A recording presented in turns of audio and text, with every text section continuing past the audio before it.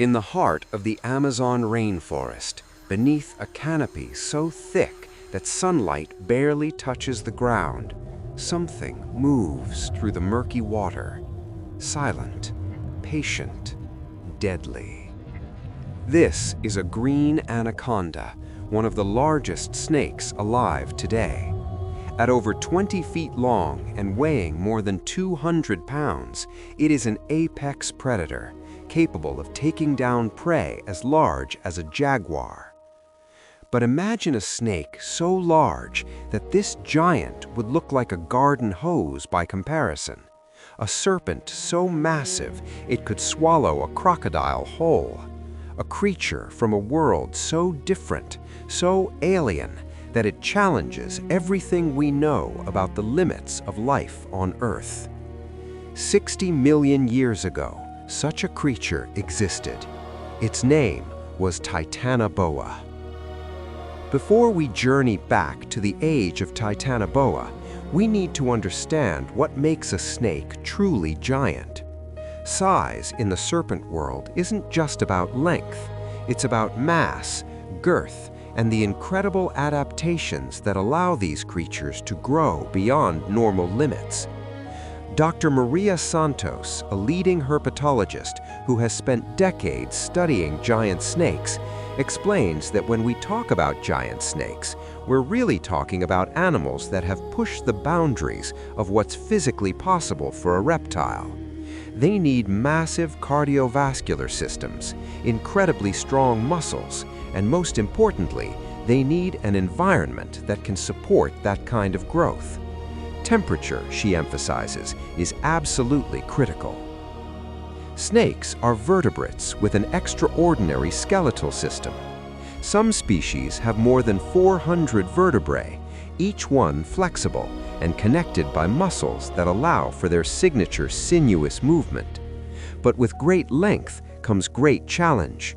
A giant snake needs an enormous heart to pump blood from head to tail, powerful muscles for constriction, and a metabolism capable of processing massive meals. Most importantly, giant snakes need abundant food and warm temperatures. Reptiles are cold-blooded, meaning they rely on their environment to regulate their body temperature. The warmer the climate, the larger they can potentially grow. Today, the title of world's largest snake is contested between two impressive species, the green anaconda of South America and the reticulated python of Southeast Asia. The green anaconda holds the heavyweight champion. While it typically reaches lengths of 15 to 20 feet, the heaviest specimens can weigh over 500 pounds. These aquatic hunters spend much of their lives in rivers and swamps, where the water supports their enormous bulk. Their strategy is simple but brutally effective. Ambush prey from the water, coil around it with crushing force, and swallow it whole, sometimes taking weeks to fully digest a single large meal. Dr. James Chen, a wildlife biologist who has studied anacondas in the wild for over 15 years, notes that every time he sees a large individual, he's amazed. These animals are pure muscle. When they constrict prey, they're not crushing bones, they're cutting off blood flow with surgical precision. But even the largest anaconda he's ever documented was only about 18 feet long. Titanoboa was more than twice that size. The reticulated python, on the other hand, holds the record for length. These snakes regularly exceed 20 feet, with the longest confirmed specimen measuring over 25 feet. Unlike their aquatic cousins, reticulated pythons are at home both on the ground and in trees, making them versatile hunters. But as impressive as these modern giants are, they're merely shadows of what once slithered across ancient Earth. Our story begins approximately 60 million years ago in the Paleocene Epoch, just 5 million years after the asteroid impact that ended the reign of the dinosaurs. The world was recovering, transforming, and in the tropical regions of what is now Colombia, South America, life was exploding in size and diversity. Climate scientist Dr. Carlos Jaramillo describes the Paleocene as a completely different world. After the asteroid impact wiped out the dinosaurs, Earth went through a period of intense warming. Scientists call it a greenhouse world. Carbon dioxide levels were much higher. There was no ice at the poles, and tropical rainforests stretched from pole to pole. And in these hothouse jungles lived the largest snake that ever existed. Titanoboa cerrejonensis, 42 feet long, over 2,500 pounds, as thick as a human waist at its widest point. To put this in perspective, if you laid Titanoboa next to a school bus, they would be roughly the same length. If this serpent were alive today and moved through your neighborhood, its body would reach from the ground to a second-story window. Paleontologist Dr. Jonathan Block recalls that when they first discovered Titanoboa's vertebrae, he thought there must be a mistake. They measured and remeasured, but the numbers didn't lie. This was a snake that weighed as much as a small car. It's hard, he says, to even conceptualize an animal like that. Like modern anacondas, Titanoboa was likely semi-aquatic, spending much of its time in the warm rivers and swamps of the ancient rainforest. Its massive size would have been supported by the water, allowing it to conserve energy while lying in ambush. But what did such a creature eat? The Cerrejón Formation, the fossil site where Titanoboa was discovered, has revealed a treasure trove of ancient life. Among the most common fossils are those of massive crocodilians and enormous turtles. These would have been Titanoboa's primary prey. Dr. Sarah Martinez, a paleontologist who worked on the excavation, explains that they found Titanoboa fossils alongside giant crocodiles and turtles that were 3, 4, even 5 feet long. These weren't small animals, they were apex predators in their own right. But Titanoboa was at the top of the food chain. It would have been the most fearsome predator in that ecosystem. Imagine a 5-foot-long prehistoric crocodile, itself a fearsome predator, gliding through the shallows. Suddenly, an explosion of movement. Coils as thick as tree trunks wrap around its body. The crocodile thrashes, but it's hopeless. Titanoboa's constriction doesn't break bones. It stops blood flow, causing the prey to lose consciousness within seconds. Then comes the swallow. Like all snakes, Titanoboa had a flexible skull with independently moving jawbones. Over the course of several hours, it would have worked its prey down its throat, using rhythmic muscular constrictions to pull the meal deeper and deeper. One meal like this could sustain Titanoboa for weeks, perhaps even months. For millions of years, Titanoboa's story remained hidden. Then, in 2009, scientists working in the Cerrejón coal mine in northern Colombia made an extraordinary discovery. Dr. Jonathan Block describes the Cerrejón mine as one of the largest open-pit coal mines in the world.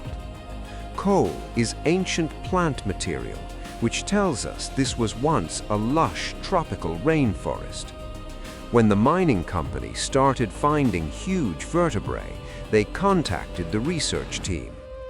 At first, scientists thought they might be from a crocodile, but when they started piecing them together, they realized they were looking at something entirely new, the largest snake that ever lived.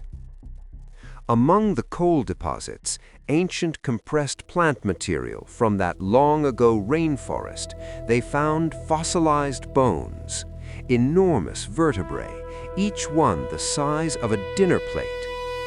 By analyzing the size and structure of these vertebrae and comparing them to those of modern snakes, paleontologists were able to reconstruct Titanoboa's size with remarkable accuracy.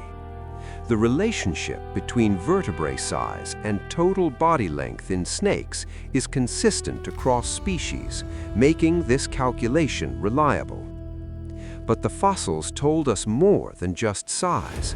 They revealed something crucial about Earth's ancient climate. Dr. Carlos Jaramillo points out that Titanoboa is essentially a paleothermometer. Because snakes are cold-blooded, their maximum size is directly limited by environmental temperature. By calculating how large Titanoboa was, scientists can work backwards to determine how hot its environment must have been. Their estimates suggest average temperatures of about 90 degrees Fahrenheit year-round, much hotter than the modern tropics. Remember, snakes are cold-blooded. There's a direct relationship between environmental temperature and maximum body size. For Titanoboa to have grown so large, the average temperature of its habitat would have been around 86 to 93 degrees Fahrenheit year-round. This fossil evidence provides independent confirmation of climate models, suggesting the Paleocene was much hotter than today. In other words, Titanoboa itself is a thermometer, a living record of ancient temperatures preserved in stone. This brings us to a haunting question. Could snakes like Titanoboa exist again? As our planet warms due to climate change, could we see the return of prehistoric giants? Dr. Maria Santos addresses this question, which she says she gets asked all the time. And honestly, the answer is no, at least not in any time frame that matters to us. Yes, the planet is warming, but it would take millions of years of sustained extreme heat, along with the right ecological conditions, for something like Titanoboa to evolve again. And frankly, we've so drastically altered the planet that there's simply no room for a predator that size anymore. The answer, according to experts, is almost certainly no, at least not in the foreseeable future. While global temperatures are rising, several factors would prevent the emergence of another Titanoboa. First, ecology. Titanoboa lived in an era of ecological recovery, when competition was lower and food sources were abundant. Today's ecosystems are more complex, with established apex predators and food webs that might not support such a giant. Second, even with warming, modern climate patterns include seasonal variations that didn't exist in the Paleocene greenhouse world. Titanoboa required constant heat year-round. And third, humanity. Our species has transformed the planet. The vast, unbroken rainforests that once covered the globe are now fragmented. There's simply no room left for a serpent the size of a bus. Wildlife biologist Dr. James Chen emphasizes that the giant snakes we have today, anacondas and pythons, are already struggling. Habitat loss, hunting, and climate change mean these animals are under immense pressure. We need to focus, he says, on protecting the giants we still have, rather than worrying about prehistoric monsters coming back. The giants we have today may be as large as nature can currently allow. Today, Titanoboa lives on in museums and in our imagination, a testament to life's incredible capacity for diversity and adaptation. This ancient serpent reminds us that Earth has not always been as it is now. Our planet has experienced dramatic swings in climate, and life has responded with forms both beautiful and terrifying.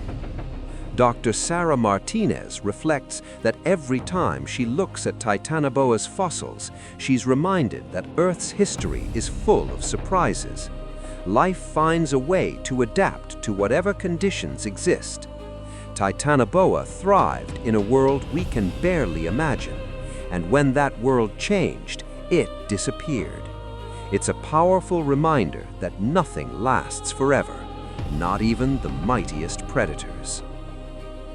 The giant snakes of today, anacondas, pythons, and their relatives, face threats from habitat loss and human persecution. Yet they represent living links to that ancient world, carrying in their genes the legacy of survivors.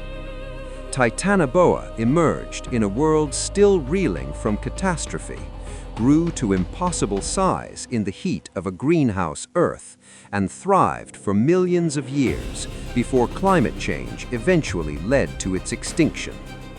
Its story is one of adaptation, survival, and the limits of life itself. And perhaps in understanding these ancient giants, we gain perspective on our own place in the endless story of life on Earth. The age of Titanoboa has passed, but the questions it raises about climate, evolution, and the future of life on a changing planet remain as relevant as ever.